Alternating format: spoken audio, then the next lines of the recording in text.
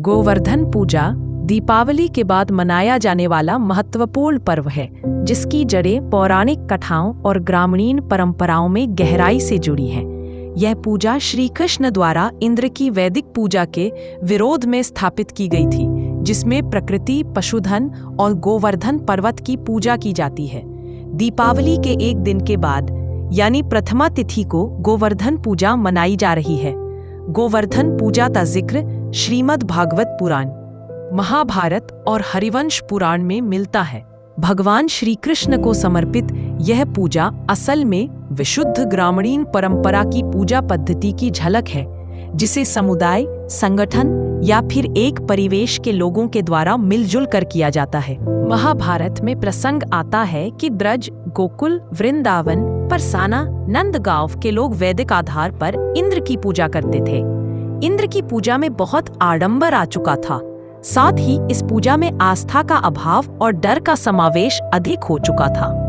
बड़े यज्ञ अनुष्ठान में कई दिनों की मेहनत से तैयार हुए दूध, दही, घी, छाछ और यहाँ तक कि नई फसल का बड़ा हिस्सा इंद्र की पूजा में चला जाता।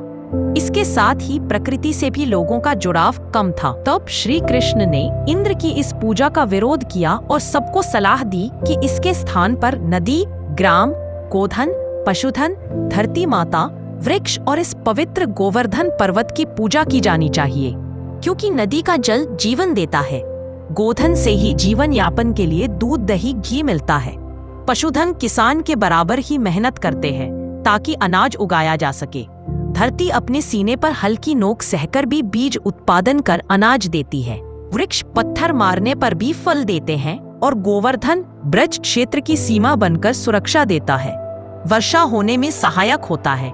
किशोर कृष्ण की बात मानकर नंद बाबा और सभी ग्रामीणों ने इंद्र की पूजा रोककर गोवर्धन पूजा की। क्रोधित देवराज ने ब्रज क्षेत्र को डुबो देने का निश्चय किया। 7 दिन की घोर वर्षा हुई। तब श्री कृष्ण ने लोगों की सुरक्षा के लिए गोवर्धन पर्वत को अपनी कनिष्ठा उंगली पर उठाकर थाम लिया। 7 दिन तक वह यूं ही खड़े रहे और इंद्र का क्रोध और उसके अभिमान को आंखें दिखाते रहे। आखिर देवराज इंद्र ने हार मानी। उन्होंने श्री कृष्ण के परब्रह्म स्वरूप को पहचाना और फिर उनकी शरण में गए। इस तरह श्री कृष्ण ने देवराज इंद्र पर विजय पाई। हरिवंश पुराण और भागवत पुराण में वर्णित यही कथा आज की गोवर्धन पूजा का आधार है। श्री कृष्ण ने 8 दिन के पर्व की नींव डाली थी, जिसमें परवा प्रथमा के दिन गोवर्धन पूजा से लेकर कार्तिक शुक्ल अष्टमी के दिन गोपाष्टमी तक के पर्व शामिल थे। ब्रजवासी 8 दिनों तक प्रकृति की पूजा का उत्सव मनाते थे, जिसमें अन्न, नदी, जंगल, धरती और उनके पशुधन शामिल थे। आज गोवर्धन पूजा श्री कृष्ण के उसी गिरधारी स्वरूप के स्मरण का दिन है।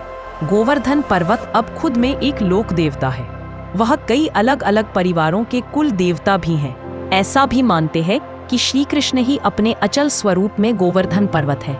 मथुरा के ब्रज क्षेत्र से लेकर राजस्थान की नाथ परंपरा तक में गिरधारी स्वरूप की बड़ी मान्यता है, जो पश्चिमी उत्तर प्रदेश से निकलकर राजस्थान, गुजरात और फिर महाराष्ट्र के सागरीय तट तक पहुंचती है, जिसमें स्वरूप कोई भी हो, मूल रूप से श्री कृष्ण की ही पूजा होती है।